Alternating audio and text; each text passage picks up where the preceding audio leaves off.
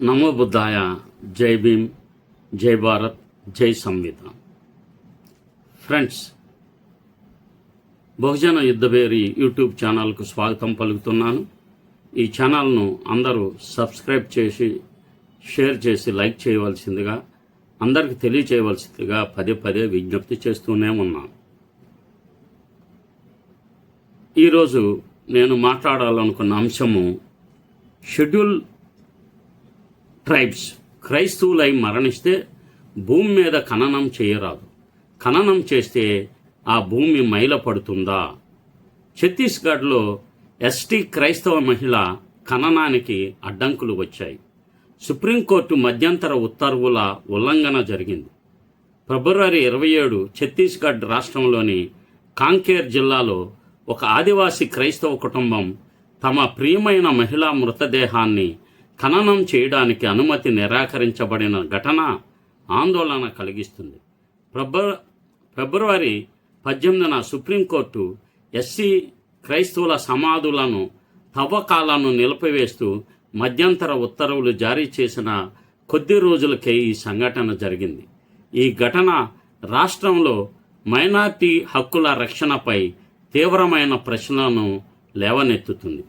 సాంబాయి మాండవి 34 సంవత్సరాల మహిళ ఫిబ్రవరి 24న శ్వాసకోశ మరియు గుండె సంబంధిత సమస్యలతో మరణించింది.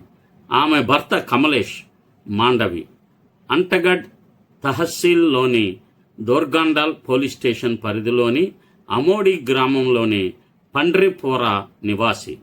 క్రైస్తవ ఆచారాల ప్రకారం మృతదేహాన్ని ఖననం చేయాలని కుటుంబం కోరుకుంది. అయితే గ్రామస్తులు దీనిని తీవ్రంగా వ్యతిరేకించారు.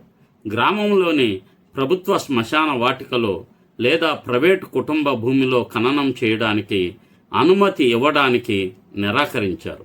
ఇది స్థానిక దేవతలను మరియు భూమిని అపవిత్రం చేస్తుందని వారు ఆరోపిస్తున్నారు.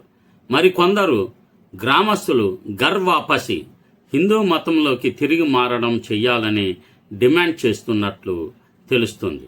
ఖననం చేస్తే హింస, ఆస్తి నష్టం, సమాధి నుండి మృతదేహాన్ని తవ్వి బయటకు తీస్తామని బెదిరింపులు వచ్చినట్లు కుటుంబ సభ్యులు చెప్పారు.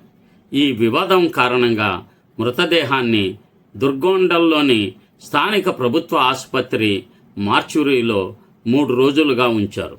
ఇది కుటుంబానికి మరింత మానసిక వేదనను కలిగిస్తుంది. కమలేష్ మాండవి జిల్లా అధికారులకు అధికారిక ఫిర్యాదు చేశారు. ఖననాన్ని అడ్డుకున్న వారి పేర్లు మరియు బెదిరింపు వివరాలను అందించారు. ప్రోగ్రెసివ్ క్రిస్టియన్ అలయన్స్ సంస్థ ఈ ఘటనను తీవ్రంగా ఖండించింది. సైమన్ దిగ్బాల్ తండ్రి మాట్లాడుతూ రాష్ట్ర ప్రభుత్వం తక్షణం జోక్యం చేసుకోవాలని, కుటుంబానికి గౌరవప్రదమైన అంత్యక్రియల హక్కును కల్పించాలని కోరారు.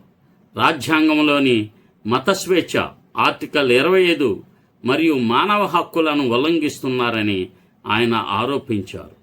ఈ సంఘటన సుప్రీంకోర్టు మధ్యంతర ఉత్తర్వుల నేపథ్యంలో జరగడం గమనార్హం. ఫిబ్రవరి 18, 2026న justice Vikram Nath, justice Sandeep Mehta, justice NV Anjaria నేతృత్వంలోని bench Chhattisgarh association for justice and equality దాఖలు చేసిన పబ్లిక్ ఇంట్రెస్ట్ లిటిగేషన్ పిల్ పై విచారణ జరిపింది. ఆదివాసుల క్రైస్తవుల సమాధులను తవ్వకుండా నిలిపివేస్తూ మధ్యంతర ఉత్తర్వులు జారీ చేసింది. కోర్టు ఉత్తర్వులో ఇంతలో ఖననం చేసిన మృతదేహాలను మరిన్ని తవ్వకాలు అనుమతించబడవని స్పష్టంగా పేర్కొంది. రాష్ట్ర ప్రభుత్వానికి నోటీసులు జారీ చేసి 4 వారాల్లో స్పందన తెలపాలని ఆదేశించింది. ఛత్తీస్గఢ్లో ఆదివాసుల మధ్య మత మార్పిడులు పెరగడంతో ఇలాంటి వివాదాలు తరచుగా జరుగుతున్నాయి.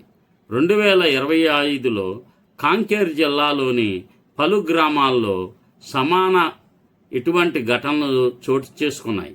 మత స్వేచ్ఛ, ఆదివాసీ సంప్రదాయాల మధ్య సమతుల్యత కాపాడాల్సిన అవసరం ఉందని న్యాయ నిపుణులు అభిప్రాయపడుతున్నారు. ఈ ఘటనపై రాష్ట్ర ప్రభుత్వం ఎలా స్పందించుతో ఇంకా చూడాలి. ఇప్పటికి కూడా రాష్ట్ర ప్రభుత్వం ఎలాంటి దృష్టి సారించలేదు.